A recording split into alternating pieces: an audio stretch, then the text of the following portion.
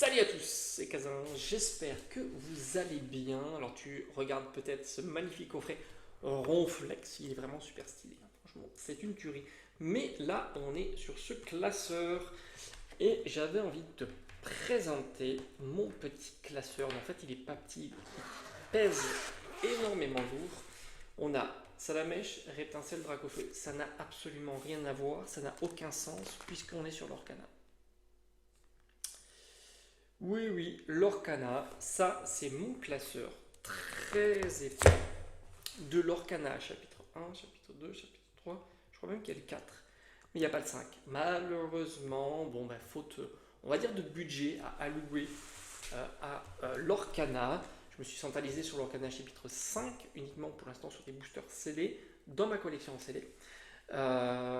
Tout simplement, mais on verra, je ne désespère pas, peut-être que je allouerai une petite ouverture de display pour pouvoir débuter la collection.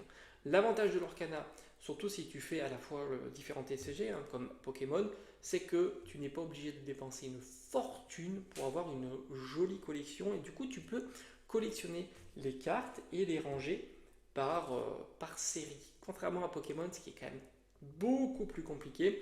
Tu as beau ouvrir 3-4 displays, il va te manquer énormément de cartes. Et ce n'est pas le cas pour l'Orcana. Chapitre 1, chapitre 2, 3 et 4, j'ai ouvert 3 displays. Je crois que même le chapitre 4, j'en ai ouvert que 2. Et encore, tu as que 24 boosters par display. Donc voilà, je vais te montrer mes petites cartes. Et comme tu peux t'apercevoir, il n'y a quasiment aucun endroit manquant. Tu auras régulièrement dans tes displays des légendaires. Alors évidemment, je parle de la collection hors secrète, hors enchantée, parce que là pour le coup, il faut ouvrir énormément de displays. Hein. Grosso modo, de ce que j'ai l'air d'avoir cerné, c'est au moins, on va dire, 3-4 displays. Tu as une enchantée, à peu près. Je pense que c'est assez correct de parler comme ça. Donc moi j'ai eu la chance d'avoir la réponse, très très jolie. Le Stitch, mais alors comme tu peux le voir, c'est avec l'erreur, hein, un lore, hein, alors que maintenant il est en version de lore. J'ai ouvert sur le chapitre numéro 1 uniquement des premiers prints. Voilà, tout ça, ce sont des first prints, donc il y a toutes les erreurs qu'il y a eu lors des suivantes séries qui a été tout simplement corrigé. Donc voilà, tu t'aperçois qu'il manque quasiment pas de cartes. Alors évidemment, malheureusement, je n'ai pas eu Elsa en version légendaire. Ici, il doit me manquer soit peut-être une super rare ou une légendaire, parce que je crois de mémoire, il me manquait une petite super rare. Il faut d'ailleurs que je l'achète pour pouvoir compléter ma collection. Et peut-être même Elsa, parce que alors je sais pas combien elle vaut, mais ça reste, sur les légendaires en règle générale, ça reste plutôt raisonnable. Peut-être pas le chapitre 1 à voir. Donc pareil, tu vois, tout est complet. Ça fait vraiment plaisir. Ça fait la différence. Hein. Ici, magnifique, la bête en légendaire. Elle est magnifique celle-ci. Elle a été des légendaires que j'ai loupé. Alors pour faire le Master Set, c'est plus compliqué. Hein, parce que là, les cartes foil, ça tombe. Enfin, faire tomber des légendaires en foil, ça c'est assez compliqué. À partir de. Autant les communes, peu communes, ça va. Les rares, ça devient compliqué. Et au-dessus de rares, c'est très très compliqué. Là, on a John Silver en légendaire foil. Alors, je vais essayer de te montrer les cartes légendaires que j'ai fait tomber. Je crois qu'il m'en manque très très peu. D'ailleurs, je me demande même s'il ne me manque pas que Elsa. Alors, on continue. J'ai le Maléfique qui est incroyable, très très sympa. Évidemment, Mickey en carte légendaire. On continue. Très sympa. Moi, j'adore hein, l'Orcana.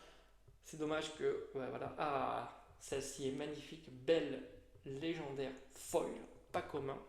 Ici, il m'en manque une, tu vois, il te manque quasiment rien. Ça, c'est vraiment la classe.